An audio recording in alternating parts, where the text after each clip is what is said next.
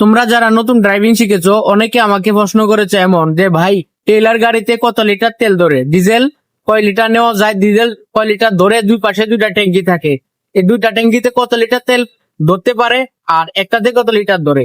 তো আজকে এই হিসাবটা কিন্তু তোমাদের সাথে করবো। এই টেইলার গাড়িগুলোতে টাঙ্কিতে কত লিটার তেল ধারণ ক্ষমতা আছে, এই টাঙ্কিতে কত লিটার তেল ধরে, এটা তোমরা অনেকে জানতে চেয়েছো। আমি এখানে যদি তোমাদেরকে দেখাই প্রমাণ সহকারে, দেখো 430 লিটার তেল ধরে একটাতে, তাহলে দুইটাতে কত লিটার তেল ধরে তোমরা কি বুঝতেছো?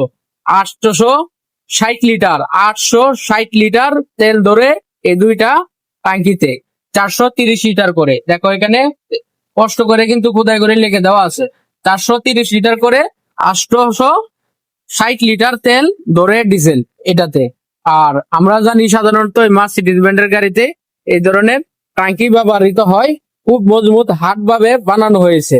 অন্য অন্য গাড়ি তো আছে, কিন্তু অন্য অন্য গাড়িতে তেলের ধারণ ক্ষমতা এর চেয়ে অনেকটা কম। এটাতে ডাবল তেলের ট্যাঙ্কি দেওয়ার কারণে এখানে অনেক পরিমাণ ফুয়েল নিয়ে গাড়ি চলতে পারে। আশা করি তোমরা বুঝতে পারছো।